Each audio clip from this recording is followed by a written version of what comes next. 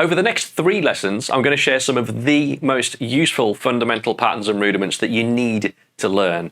These apply broadly to my style of drumming, so progressive and slightly more complex drumming. And what I'm going to do is try my best to explain what these types of patterns eventually become. And the point is to demonstrate what these patterns can do to help expand your vocabulary so that you end up having loads more ideas and options to apply to your drumming. I tend to think of patterns and rudiments as numbers, and I kind of always have. To me, I can articulate patterns as 3s, 4s and 5s more easily than I can as a named rudiment. So in this lesson, I'll show you all of the 3-stroke patterns that I use the most often, and I'll introduce you to some exercises to get them flowing within your drumming as well. Some of these patterns might seem a little straightforward, but bear with me, I'm building up to the really good stuff, and having the knowledge of these patterns will come full circle for you. So let's get into it. 3s. There are many ways to play a 3-stroke pattern just using 3 single strokes, or a single stroke and a double stroke. And where it gets really interesting and super useful is how we choose to orchestrate those patterns and the note lengths that we choose as well. So I'm going to present some options for you now that for me have been the most useful. Exercise 1. Right, left, right. This is the most straightforward of them all, with unlimited ways to orchestrate. We can play right, left, right as 16th notes and leave a rest at the end. We can play right, left, right as 16th notes with no rest, and this type of pattern quickly becomes useful for drum fills. Let me show you. In this first exercise, we'll play right, left, right as 16th notes and then have 1 16th note rest at the end, and we'll just practice playing that around toms. This kind of pattern becomes a drum fill eventually.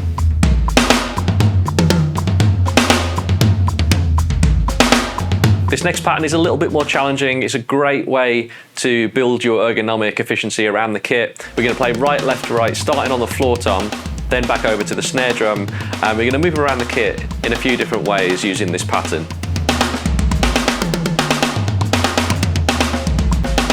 This one requires you to play a bit of a mental game of chess to predict where your left hand needs to be. Let me show you this pattern demonstrated as a fill. I'm going to leave the first 16th note as a rest and then play right, left, right for the following 3 notes. And then I'll use this pattern to flow around the toms.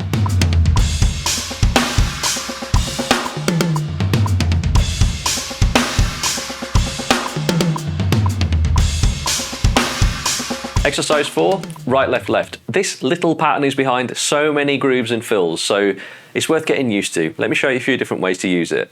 We're going to play right, left, left as 16th notes, accent in the right hand, and playing a double stroke on the left as ghost notes on the snare, and we'll leave a rest at the end.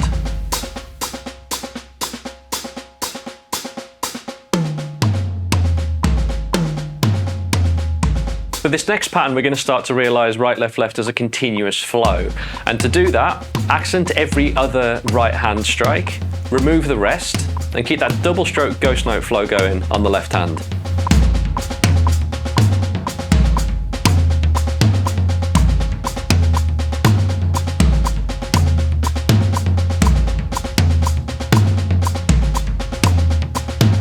Now let me show you where we can take this. Put the right hand on the ride or the stack or something on the right hand side, keep the left hand playing ghost notes on the snare within a bar of 3/4, and then add an accent on the 3rd quarter note.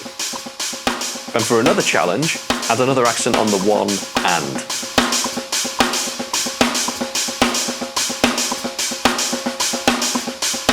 Now just align the kick drum with your right hand and you've got a pretty sick groove.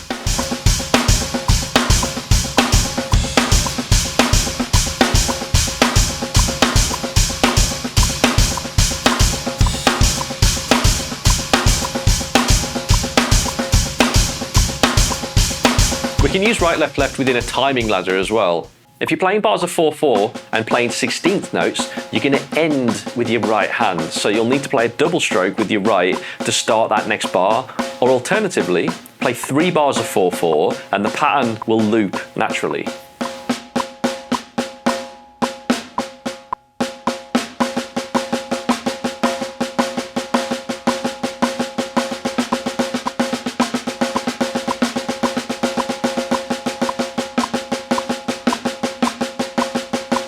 Let's get into some linear patterns. This one is left, kick, right.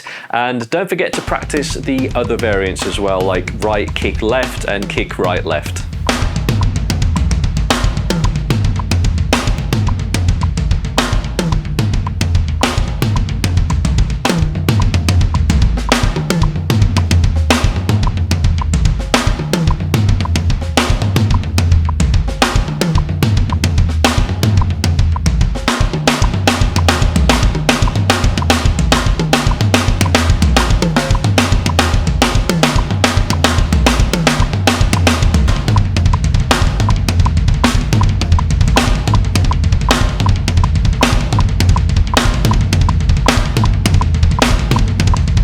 You can also realise this pattern as 16th note triplets, which gives you some real speed.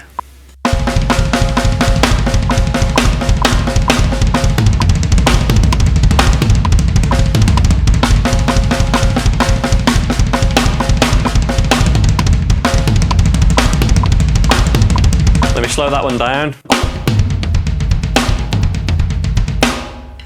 We're just playing that pattern 1, 2, 3, and then moving around the toms.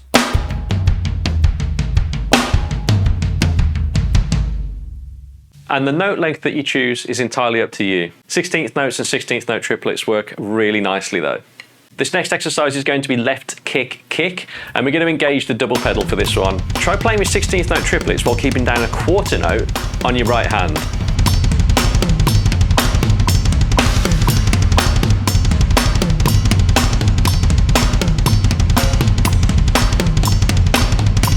So you can hopefully see how one simple pattern, just a 3-stroke, can evolve into so many different ideas that you can explore.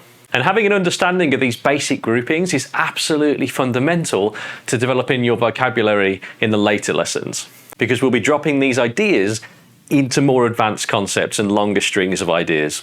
In the next lesson, I'll show you all of this again, but with 4-stroke patterns, and I'll see you there.